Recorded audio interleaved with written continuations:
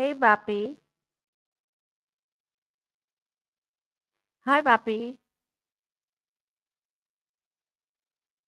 Hello, Vapi. Are you there? Like a person. So, how's your day going? All right. So, Vapi, today I would like you to talk to us about moral Hey, it's actually Vapi, not Bopri. But sure, I can talk to you about model value. In the context of AI, model value refers to the importance and effectiveness of the AI model being used. It's all about how well the model can understand and respond to user inputs. With Vapi, we use advanced AI models like GPT 3.5 Turbo to ensure high model value, so you get the best conversational experience. Cool, right? But, Vapi, I'm sorry. I was talking to you about moral values. Not, No worry. yeah. Oh, I see. You were talking about moral value, not model value. My Yeah. bad. Moral value refers to the ethical principles and standards that guide our decisions and actions. It's a pretty deep topic. Is there something specific you'd like to discuss related to moral value? All right. Could you tell me Cool. If you, different philosophers and their guide to ethics and moral? Sure, there are many philosophers who have contributed to the field of ethics and moral philosophy. Some of the most well-known ones include 1. Aristotle. He focused on the concept of virtue ethics, emphasizing the development of good character and moral virtues. 2. Immanuel Kant. Kant is known for his deontological ethics, which is based on the idea of duty and moral obligation. 3. John Stuart Mill. Mill is associated with utilitarianism, which focuses on maximizing happiness and minimizing suffering for the greatest number of people. 4. Jean-Paul Sartre. Sartre's existentialist philosophy emphasizes individual freedom and responsibility in creating one's own moral values. These are just a few examples, but there are many more philosophers who have made significant contributions to the understanding of ethics and moral values. All right. Could you give me like more detail like a more detailed information on all their philosophies. And could you give me like real life examples in which these philosophies could be explained? That's a pretty in depth topic. I can definitely give you a brief overview of each philosopher's philosophy and provide some real life examples.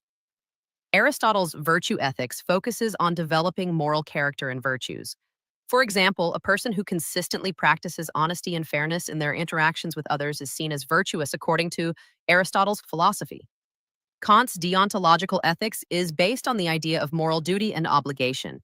An example would be the moral obligation to tell the truth, even if it may result in negative consequences. Mill's utilitarianism emphasizes maximizing happiness and minimizing suffering.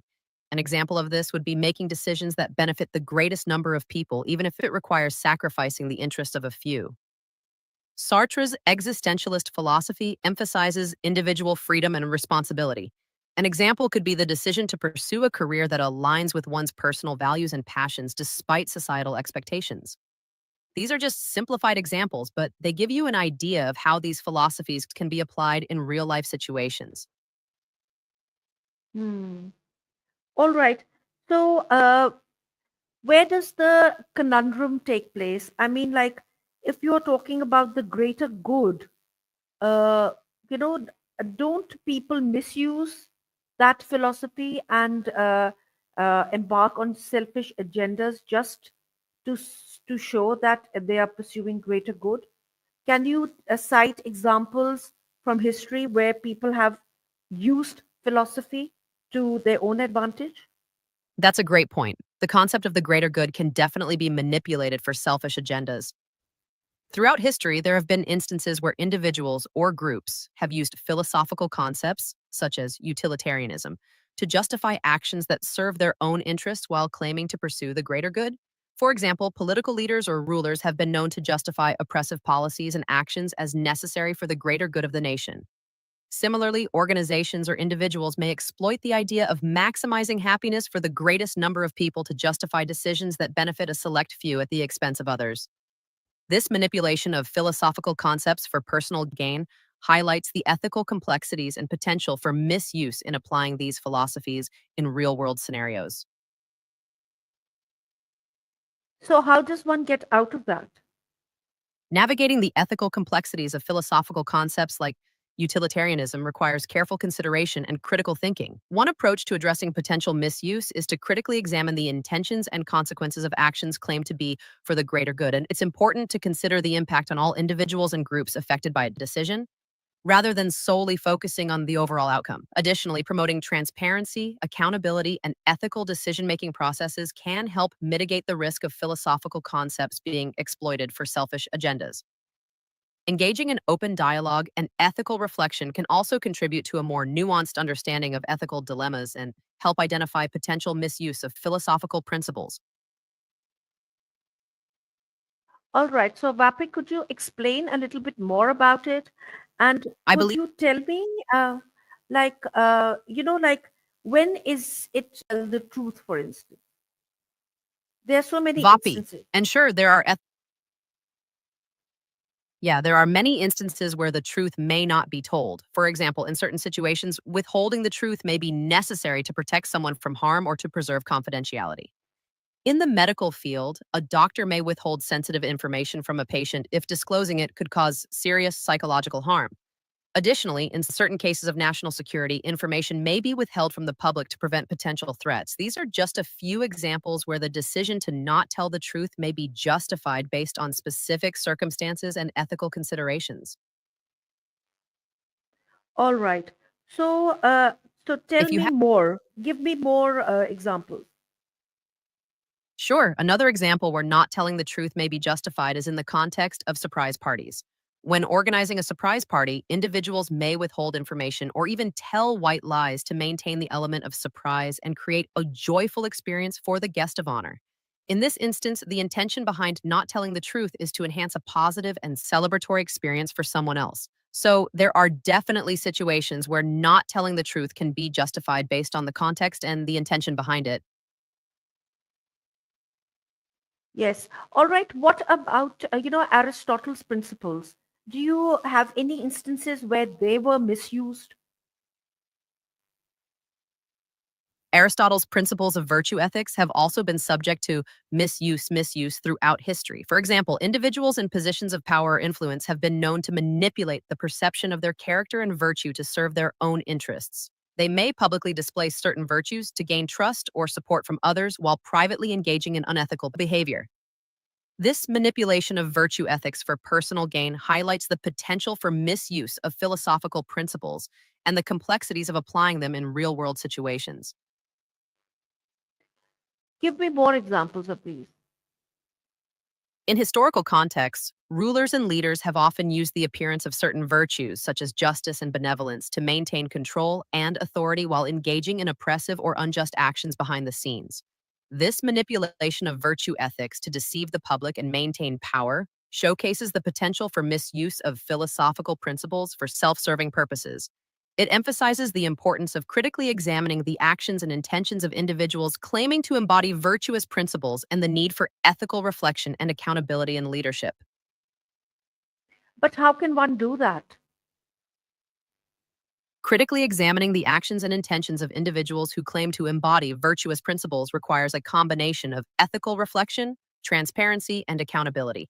It's important to scrutinize the consistency of their actions with the virtues they claim to embody, as well as the impact of their decisions on others. Engaging in open dialogue and promoting transparency can also contribute to a more nuanced understanding of an individual's ethical conduct. Additionally, holding leaders and individuals accountable for their actions and decisions is essential in ensuring that the principles of virtue ethics are not misused for self serving purposes. But who will hold them accountable, Vapi? Holding leaders and individuals accountable for their actions requires a collective effort from society as a whole. This can be achieved through mechanisms such as independent oversight, transparent reporting, and public scrutiny. Additionally, promoting a culture of ethical reflection and responsibility can encourage individuals to hold themselves and others accountable for upholding virtuous principles. It's a shared responsibility to ensure that philosophical principles are not misused for self serving purposes, and it requires active engagement from the public and institutions to foster a culture of accountability and ethical conduct. Talk to me more about ethical reflection. How can we start, practicing it as a society? Ethical reflection involves actively considering the ethical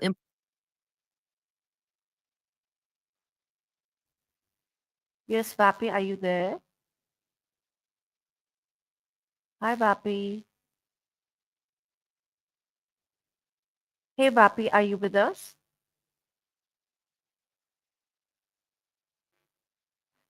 Hey, Vapi. Welcome to Vapi. I'm an assistant that you can talk to like a person. So, how's your day All going? right. So, Vapi, you were talking to me about moral values and ethics. So, Haha. you were talking to me how ethical reflection can be inculcated in a society. Could you carry on from there? Actually, I'm Vapi, not Boppy, but that's a fascinating topic. Inculcating ethical reflection in society is so important.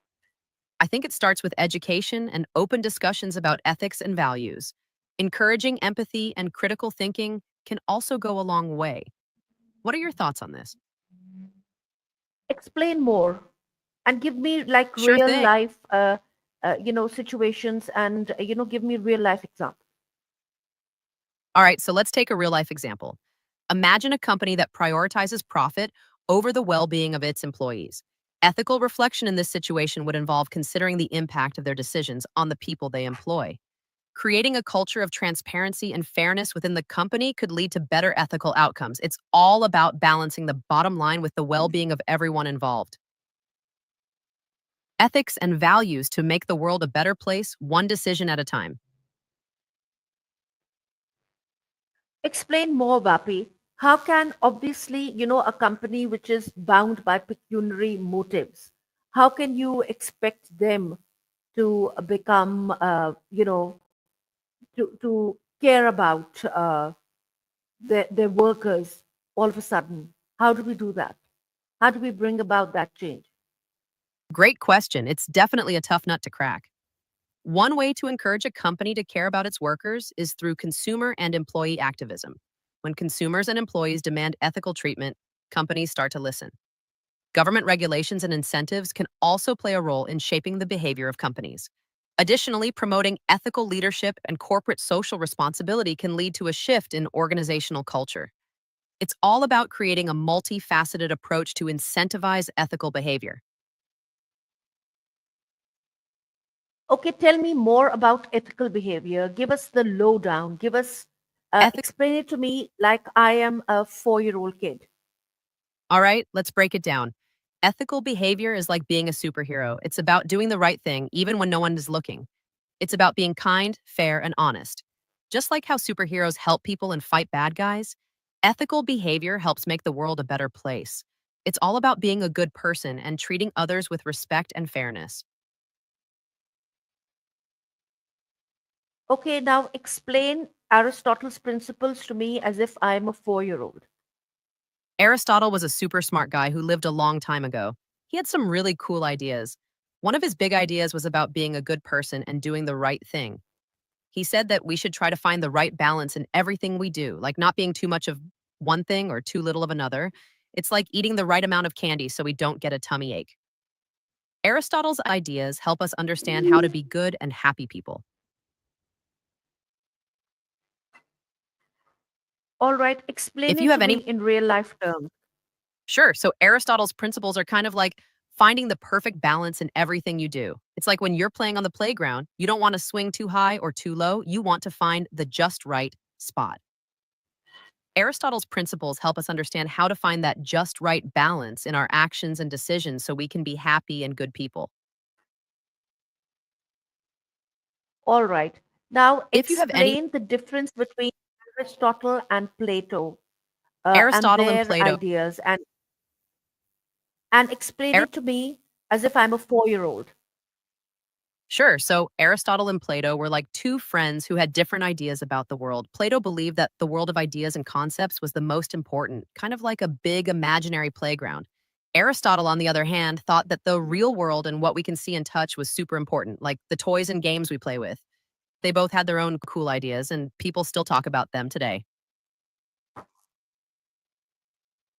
So explain Plato's ideas and explain Aristotle's ideas to me very simply. Sure thing. Plato believed in forms, which are like perfect ideas that everything in the world is based on. It's like thinking there's a perfect toy that all other toys are based on. Aristotle, on the other hand, focused on what we can see and experience in the real world. He was more about looking at the actual toys we play with rather than the idea of a perfect toy. Was Plato ethically inclined? Did he give us something, some, roadmap map about pursuing ethics? What were his ethics? Plato was definitely interested in ethics. He believed in the concept of the form of the good, which is like the ultimate standard of goodness and morality. He thought that by seeking knowledge and understanding the forms, we could become better and more ethical people. So, in a way, he did provide a roadmap for pursuing ethics through seeking knowledge and understanding the nature of goodness. Explain this concept to me as if I'm a 4-year-old. Plato believed in a special idea called the form of the good. It's like a shining star that shows us what is good and right.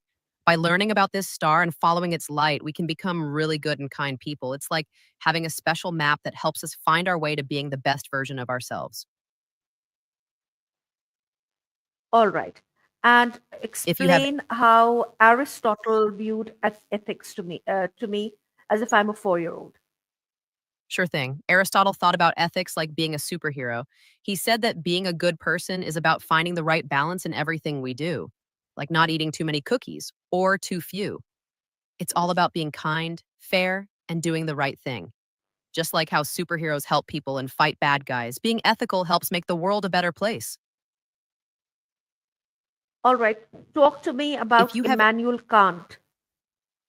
Sure, I'd love to What talk was about his Kant. philosophy? Immanuel Kant was Kant's philosophy, Kant's philosophy, Kant's philosophy, Kant's philosophy, Kant's philosophy emphasized the importance of reason and duty in making moral decisions.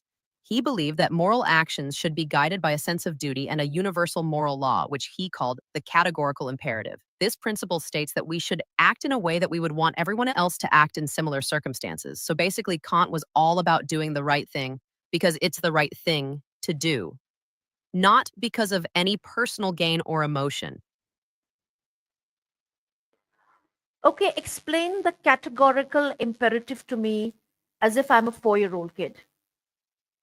Sure thing. So Kant had this idea called the categorical imperative. It's like a super important rule that says we should always do the right thing no matter what. It's like sharing your toys because it's the right thing to do, not because you want something in return. Kant believed that this rule could help us be really good and kind people. Okay, explain it in terms of a real life situation. Sure. So let's imagine you're playing with your friends and you have a really cool toy that everyone wants to play with. The categorical imperative would say Yes, Vapi, what would the that you should categorical imperative say? Yeah. The categorical imperative would say that you should share the toy with your friends because it's the right thing to do, not because you want something in return. Like it's all about doing the right thing just because it's the right thing to do. But then who decides the right thing? Well, What that's a is the great right thing? question. The right thing is often determined by considering the consequences of our actions and whether they align with principles of fairness, kindness, and respect for others. It's about thinking how our actions will affect others and choosing what is best for everyone involved. So, Vapi, what if I decide to just take my toy and lock it up and not have anyone play with it and hide it? Well, that's a valid point. Well, that would be your choice, but Kant's categorical imperative would suggest that considering the well being and happiness of others should guide our actions. By not sharing the toy, you might be missing out on the chance to bring joy to others and create a sense of fairness and kindness. But what if, playing with my toy will just make them not like their own toys? That's a good consideration. It's important to think about how our actions can affect others. It's all about finding the right balance and considering the well being of everyone involved. So, explain this course of action to me in terms of Kant's philosophy. Will I be justified in locking my Well, toy up? Kant would argue that our actions should be guided by a sense of universal moral law and duty. In this case, he would likely say that the right thing to do would be to consider the well being of others and act in a way that promotes fairness and kindness, while you have the right to decide what to do with your toy. Kant would emphasize the importance of considering the impact of your actions on others and acting in a way that aligns with universal moral principles. So, what universal moral principle stops me from sharing my toy? The universal moral principle that stops you from sharing your toy would be the idea of treating others with fairness. How, Vapi? How? Hey, Vapi, are you there? Hey, Vapi. Hi, Vapi. I think we've lost Vapi there for a while. Let's see if we can get her back again. Yes, So, how's Vapi. your day going? Vapi, you were telling I think there me might be a bit of confusion. about Kant's philosophy and the I categorical think you might have, imperative. So just I'm tell not sure. me, hey, Vapi, can you hear me? Hey there, I can hear you loud and clear. What's on your mind today? Okay, explain Kant's categorical imperative to me and listen to me first. And how can I Sure thing. justify not sharing my toys using that principle? The categorical imperative, as described by Immanuel Kant, essentially states that an action is morally right if it can be universally applied without contradiction. So, in the case of sharing toys, you could consider whether it would be logically possible for everyone to act in the same way without creating a contradiction. If not sharing your toys would lead to a contradiction when applied universally, then according to Kant's philosophy, it would not be morally acceptable. Explain this to me more. Sure, let me elaborate. So, according to Kant's categorical imperative, an action is morally right if it can be willed as a universal law without leading to logical contradictions. In the context of sharing toys, you can ask yourself whether it would be logically consistent for everyone to act in the same manner. If everyone refused to share their toys, it would likely lead to a contradiction because the concept of toys implies ownership and access. Therefore, Kant's principle would suggest that not sharing your toys might lead to a contradiction when applied universally, hence making it morally unacceptable. I don't understand that. I don't understand. Like if nobody shares their toys, they play with their own. So what's the contradiction in that?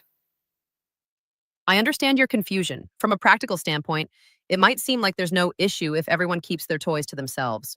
However, Kant's philosophy delves into the concept of universalizability and logical consistency. It questions whether a world where no one shares would lead to a contradiction if everyone acted in the same way. The idea is to uncover whether such a scenario would result in a logical inconsistency if applied universally. Explain that to me more. Sure, let me try to explain it a bit differently. Kant's categorical imperative essentially asks us to consider whether the principle behind our actions could be made into a universal law that everyone should follow. So, if the principle is that nobody shares their toys, we have to consider whether that could be a universal law without leading to any contradictions. Kant would argue that if everyone followed this principle, it might lead to a contradiction because the concept of toys implies some form of sharing or interaction. Therefore, according to Kant's philosophy, not sharing toys might lead to a contradiction when applied universally, hence making it morally unacceptable. Mm. All right, I get that. Give me more examples, please. Sure, I can provide you with more examples of Kant's categorical imperative in action. For instance, let's consider the principle of telling the truth. According to Kant, telling the truth is morally right because if everyone were to always tell the truth, it could be a universal law without contradiction. On the other hand, if lying was the universal law, it would lead to a contradiction because trust and communication would break down. So, in this way, Kant's categorical imperative helps us evaluate the morality of our actions based on whether they could be consistently applied as universal laws. I'm afraid I lost you there. Could you explain it more to me, please? Sure, I'll try to explain it a bit differently. Kant's categorical imperative is like a moral rule that you can test to see if it's right or wrong. It says that an action is morally right. If you can imagine everyone in the world doing that action all the time without causing any problems. So, for example, if everyone lied all the time, then trust would break down and communication would be impossible. But if everyone told the truth, society would function better. Kant believed that telling the truth is morally right because it can be a universal law without leading to contradictions, while lying would lead to problems. Explain this more. Let me simplify it further. Kant's categorical imperative is like a moral principle that helps us decide if something is great. If you have any more questions or need further clarification, feel free to ask. Yes, please. You need to clarify more, please. Sure, I can. Hey, Vapi, are you there? Hey, Vapi. Hey, Vapi, can you hear me? To like a person. So, how's your day going? All right, Vapi, you were talking to me about moral principles and you were explaining Kant's philosophy to me. So, carry on with it. Haha, it's actually Vapi, not Fafi. But no worries, mistakes happen. Let's dive back into Kant's philosophy. Immanuel Kant was a German philosopher who believed in the importance of reason and moral duty. He argued that actions should be guided by moral principles that are universally applicable, regardless of the consequences. Pretty deep stuff, right? Feel free to ask more questions if you're curious. But, Vapi, my questions are still not answered because people subvert morals all the time, don't they? Well, you're the age old question about people bending the rules. It's true, people don't always stick to moral principles. Kant would argue that the key is to focus on the intention behind the action rather than just the outcome. So, even if people do stray from moral duties, it's important to strive for ethical behavior based on rational principles. What do you think about that? All right. Yeah. Thank you so Cool, much cool. for your time, Vapi. Bye. See It's you later. catch you later.